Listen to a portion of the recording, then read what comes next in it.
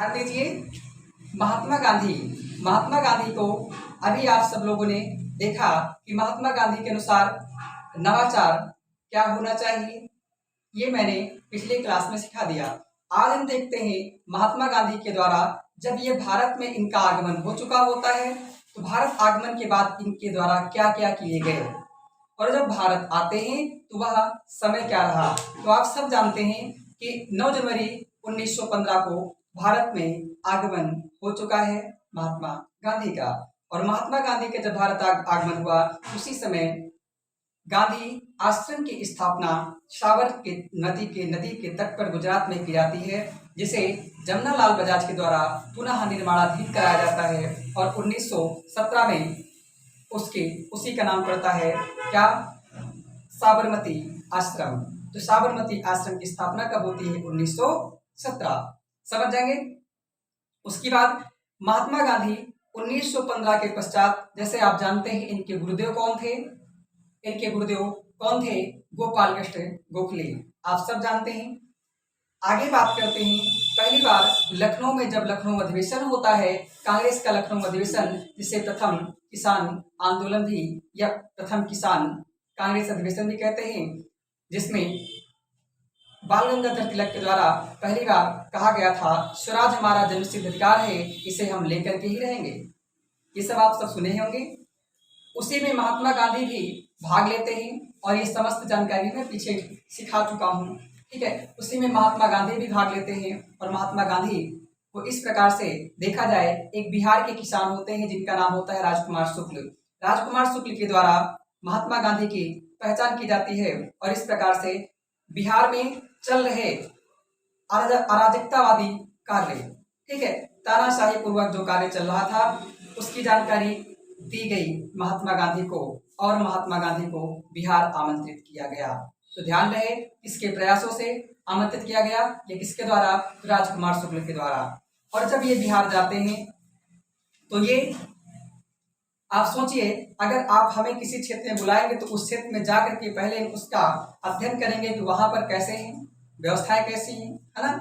अब नहीं तो गांधी को ये तो पता नहीं था कि यहाँ की व्यवस्थाएं कैसी हैं। हो सकता है शायद अगर बिना अध्ययन किए लग जाते तो शायद उनको असफलता मिल जाती। तो उन्होंने जाकर के बिहार में कुछ महत्वपूर्ण लोगों से मुलाकात की और जब जाते हैं तो पहली बार वहीं पर एक किससे मुलाकात होती है?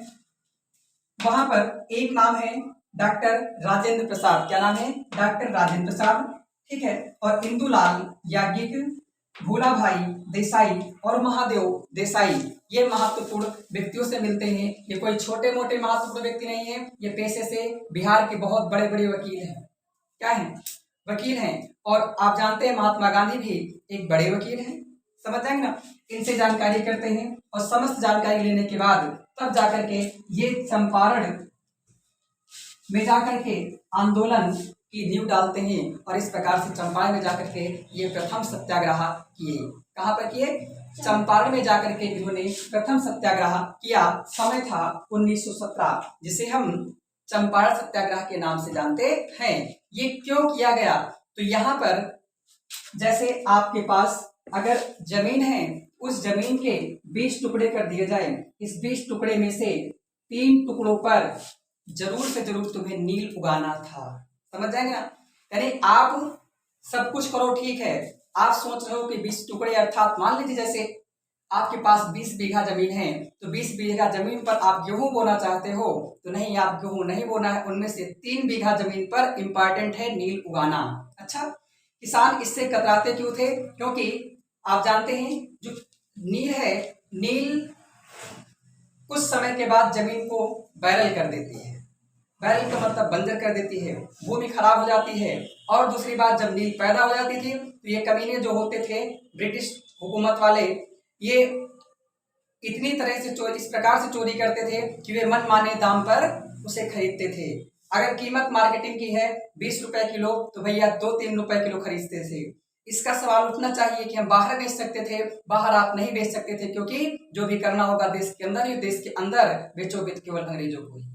समझ जाएंगे ना। जैसे मैंने पीछे ब्लू वाटर पॉलिसी सिखाया था, ठीक वैसे ये बेवकूफ लोग करते थे। समझ जाएंगे ना।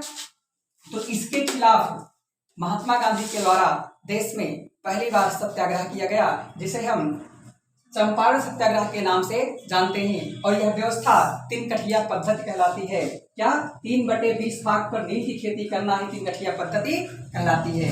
इस बात को समझ जाएंगे और इस प्रकार से इसमें महात्मा गांधी को सफलता मिलती है और इनके साथ इस प्रकार से बिहार के अधिकांश नहीं लगभग समस्त प्रकार के जो है जितने भी किसान थे सब महात्मा गांधी के साथ बन गए और इस प्रकार से एक नेशनल हीरो बनने की महात्मा गांधी की शुरुआत यहीं से हो गई। इसी बात को समझ जाएंगे। यहाँ पर अंग्रेजों को पूर्ण रूप से झुकना पड़ता है, इतना ध्यान रहे। उसके बाद तुरंत ही बाद 1918 में एक अहमदाबाद था। अहमदाबाद में एक सूती कपड़े की मिल थी अहमदाबाद में, जिसे वहां पर एक बड़े एरिया में पेंडेमिक अर्थात प्लेग फैल गया था। प्लेग क्या होता है आप सब लोग जानते होंगे, चूहे से फैलता है। ठीक है, ये जब प्लेग फैल गया तो इस प्लेग के चलते आप जानते हैं जैसे कोरोना फैला था, इसके अंतर्गत सारी फैक्ट्रियां बंद हो गई थी। लेकिन वहां पर अंग्रेजों के द्वारा कहा गया कि आपको काम करना होगा, लेकिन अपनी सिक्योरिटी के लिए मजदूर नहीं जाते थे। तो इसी पर आप जानते हैं जब प्राइवेट फैक्ट्रियों में आप ड्यूटी करते हैं, कुछ भी करते हैं, तो आपका पैसा कटता है, जिसे फंड आदि के नाम से जानते हैं। वो किस लिए कटता है? ताकि आपातकाल में उसे काम में लिया जा सके, इसलिए तो होता है, या फिर रिटायर होने पर। लेकिन जब आपातकाल पड़ा तो उस समय अंग्रेजों के द्वारा कहा गया कि हम तुम्हें इसे नहीं देंगे, और देंगे भी तो 25% देंगे, वो भी तब जब आप काम करने आओगे तब। समझ जाएंगे ना। तो इस प्रकार से ध्यान रहे, जो मिल के एमडी के रूप में कार्यरत थे उनका नाम था अंबालाल साराभाई। क्या नाम था? अंबालाल साराभाई था। ये जो अंबालाल साराभाई हैं ये एमडी के रूप में थे। इन्होंने मजदूरों की मांग को स्वीकार कर लिया, कहा अच्छा ठीक है आप आइए, हम आपको 50% फंड का देंगे। कितना? 50% देंगे। जब मजदूर यहाँ पर जाने लगे तो वहां पर अंग्रेजों के द्वारा ये खारिज कर दिया गया, कहा कि हम 50% नहीं देंगे, हम 25% से 1 पैसा ज्यादा नहीं देंगे। और इस प्रकार से समस्त मजदूरों ने मिलकर जो है गांधी जी की ओर आशान्वित होकर के देखा, और आशान्वित होकर के देखा तो महात्मा गांधी से बात की, और महात्मा गांधी ने उनके आशा को टूटने नहीं दिया। इस प्रकार से इनका भी नेतृत्व गांधी जी ने किया। समझ जाएंगे।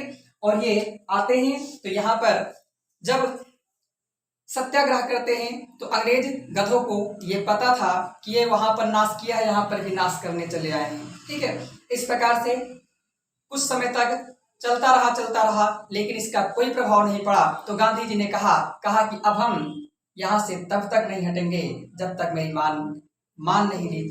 मेरी मांग स्वीकार नहीं हो जाती है, अर्थात भूख हड़ताल करेंगे। क्या करेंगे? भूख हड़ताल। तो मजदूरों के संग महात्मा गांधी ने, ध्यान रहे, पहली भूख हड़ताल कहाँ की? तो अहमदाबाद मिल मजदूर आंदोलन के समय। इतनी बात समझ जाएंगे। यहाँ पर ध्यान रहे, अंग्रेज कितना देना कह रहे थे? 25%। अंबालाल साराभाई 50%, लेकिन नहीं दिया गया।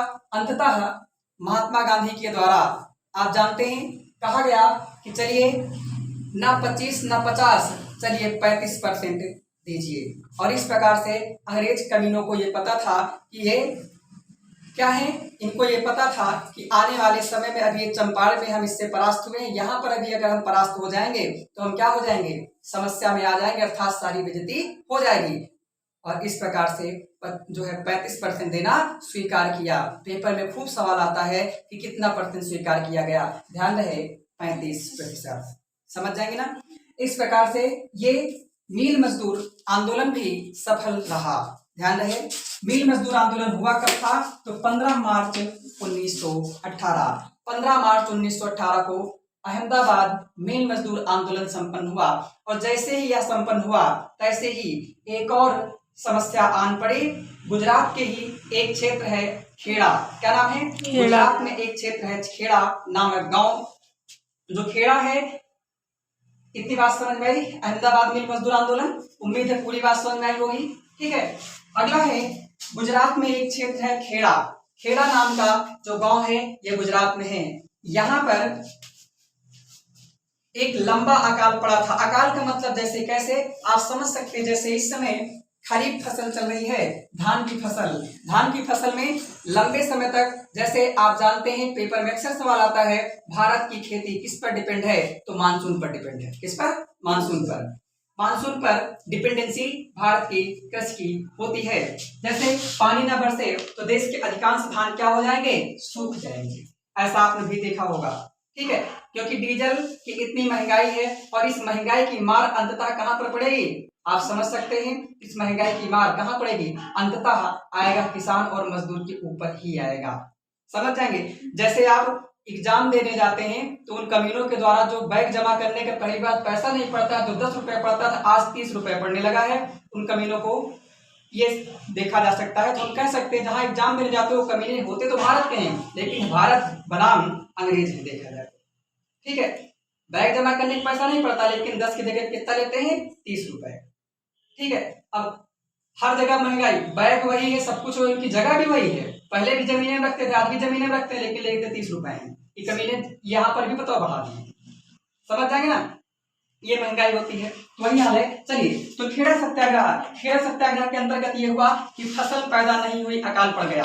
अकाल पड़ गया जिससे फसल पैदा नहीं हुई। लेकिन वहां पर सोच के देखो, जो अगर किसी व्यक्ति के पास 20 बीघा जमीन है, उसके पास 2-4 बीघा हम तो हो ही जाएगा।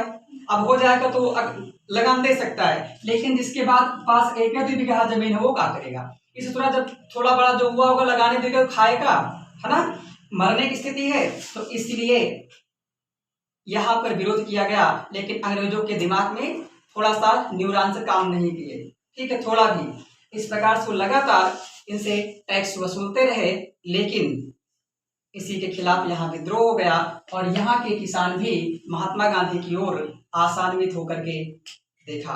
और इस प्रकार से महात्मा गांधी के पास पहुंचते हैं। तो महात्मा गांधी उस समय सरदार वल्लभ भाई पटेल, जो भी सरदार नहीं है, केवल वल्लभ भाई पटेल हैं, इनको खेड़ा सत्याग्रह की जिम्मेदारी सौंपी। कहा कि जाइए आप खेड़ा सत्याग्रह को संपन्न करके आइए। और वहां पर वल्लभ भाई पटेल जाते हैं और वहां पर देखा जाता है, तो वहां पर निर्णय किया जाता है कि जो भी किसान सक्षम होंगे वो टैक्स देंगे, और जो किसान सक्षम नहीं होंगे अर्थात अच्छा होंगे वो टैक्स नहीं देंगे। और इस प्रकार से इस बात को भी अंग्रेजों को मानना ही पड़ता है। इस प्रकार से हम ये कह सकते हैं एक बार पुनः अंग्रेजों को झुकना पड़ा। इसकी बात समझ में। और यह भी आंदोलन सफल रहा। इस प्रकार से पूछा जाए क्रम, तो पहला चंपारण सत्याग्रह, फिर अहमदाबाद मिल मजदूर आंदोलन, फिर खेड़ा सत्याग्रह। आपसे पूछा जाए कौन सा ऐसा आंदोलन है या सत्याग्रह जिसका नेतृत्व तो मुख्य रूप से महात्मा गांधी ने प्रतिष्ठा नहीं किया, आंसर हो जाएगा खेड़ा सत्याग्रह। ध्यान रहे, मिल मजदूर आंदोलन 15 मार्च 1918 और खेड़ा सत्याग्रह 22 मार्च 1918। उम्मीद करते सारी बात समझ में आई होगी।